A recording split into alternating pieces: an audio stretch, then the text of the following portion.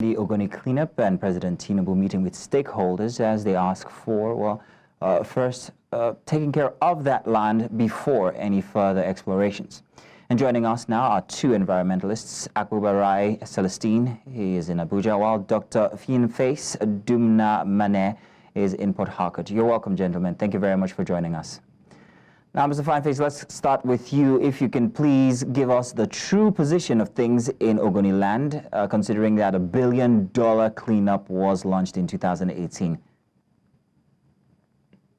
Mr. Fyneface, please.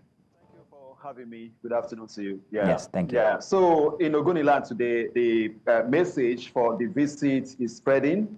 A lot of people are discussing about it, and the Ogoni people are looking forward to hearing from those who went to visit Mr. President. And of course, Ogoni has been in the news. The cleanup is ongoing in parts, and a lot of people are saying that the cleanup ought to have been completed before they talk about oil resumption in Ogoni. But here we are, and I believe that whatever has to do with discussion about the resumption of oil in Ogoni, like the CSO have put in the statement that we have available to the people, it is for a lot of things to be put in place. First, the cleanup to be achieved.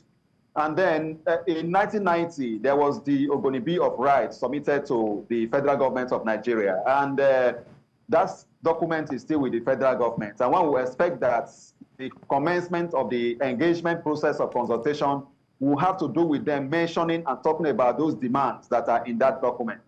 But from the meeting and the feelers we have gotten from the villa yesterday, we didn't hear them talk much about that. They are more concerned about resumption. But I would think that it is premature at this point in time to talk about the resumption of oil extraction in Ogoni when a lot of issues that were on the ground that led to the stoppage of oil production in Ogoni has not been addressed. These issues has to do with those things that are enshrined in the Ogoni Bill of Rights. It also has to do with the exoneration of Ken Saro-Wiwa that was accused wrongly in 1995 and killed. It also has to do with them healing the wounds of the Ogoni people by the government also quickly releasing the Ken Saro-Wiwa memorial box that were confiscated by the Buhari administration of the federal government. When some of these things are put together, discussions have been going on, and the entire issue of the cleanup has been better understood, then we can begin to discuss this. The CSOs, like where I belong to, my primary constituency, is also demanding for $1 trillion, not just for the cleanup of the Niger Delta, Ogoni alone, but the Niger Delta. So a lot are happening in Ogoniland today. And I believe that with time, there will be a way forward that will lead to where the people want the situation to be. Okay, let me come to you now, Mr. Akpobari. More than 20 groups criticized the plan to resume exploration in Ogoniland on Tuesday. They issued a 14-point demand. So could you tell us more about these demands? Thank you for having me. Just like Dr. Fyneface has said, there is a sharp division in Ogoni over this matter. In fact, majority of the people are very angry that stakeholders from Ogoni will be moved to Abuja every now and then, instead of the government coming to meet the people in Ogoni to discuss our issue. There is an ongoing struggle. I think the government think that we are fools, because from what we know, they are playing games with the Ogoni people and the Niger Delta people. Their eyes only on the oil. Don't forget that Mr. President has promised the world that he's going to ramp up oil production to 2 million barrels, 3 million barrels. So Ogoni is one of the places they want to go to. But they will be disappointed because there is blood on oil in Ogoni. The oil in Ogoni is not an ordinary oil. There's blood on it. There's an ongoing struggle. You must remove the blood from the oil before you see the oil. Like Fyneface said, there needs to be healing. There's a community, a family in Bowe where during the military occupation of Ogoni, one woman called Mrs. Lemi, they call her out, call the husband out, call the two sons out, and shot the three of them dead before the woman. What can be worse than that? Over 2,000 persons were killed in Ogoni. We need to look at all these issues. Concerning the 14-point agenda that we raised yesterday, 2 days ago, yeah, the civil society are saying that a lot of things must be done, before you talk about oil. You cannot turn on the tap and mop the floor at the same time. They have not resumed the cleanup. The cleanup will take 30 years. We are even yet to progress to the complex site. All right, Mr. Akpobari.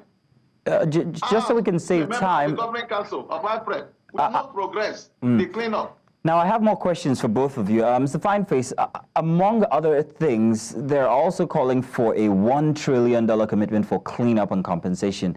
The immediate release of confiscated Saro-Wiwa memorial sculpture, which you spoke about from earlier, and also full implementation of the UN report that recommends a comprehensive cleanup of Ogoniland. There's a $1 trillion commitment for cleanup and compensation. How did they arrive at this figure, $1 trillion? Well, the process of arriving at the figure is very simple. The Niger Delta region today, by virtue of its classification under the Niger Delta Development Commission Act, you have about 9 states. These 9 states are properly polluted. These 9 states have a population of about 40 million people. And these 40 million people whose sources of livelihood have been destroyed, who have been living with pollution. And if you compare all of this and pile up what has been lost, the $1 trillion is not even sufficient, but it is a place to start from. So when you look at that amount of money, when you spend it on the cleanup, you spend it on cleaning the human beings or by way of payment of compensation. And you also try to use that money to address other issues within the system, you will see that it's not even sufficient. So arriving at that amount of money, if you divide even the $1 trillion with 40 million people in the Niger Delta, you will see that what they are going to get is very meager. And all of the money will not be pushed into giving to people by way of compensation. Part of it will be used to carry out the environmental remediation of the Niger Delta.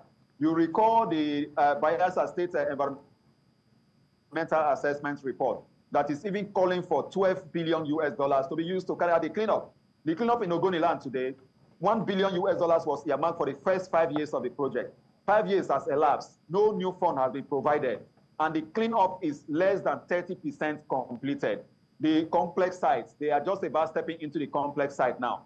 And the cleanup is said to be taking between 25 and 30 years. So we are still far away from the reality. So that is why I think arriving at the $1 trillion wasn't a big deal.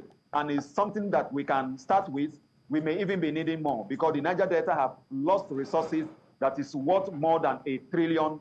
And by the time you insert that money into the Niger Delta and the entire polluted area, you will see that it's not even sufficient to address the situation that we have here today. Thank you, Mr. Fyneface. And the life that has been lost as a result of this. Yeah, thank you, Mr. Fyneface. Mr. Akpobari, let me come to you finally. I've heard it being said that Ogoniland locals have a storied history of resistance to oil extraction on their land. Do you think that that this describes the people or makes light of their demand?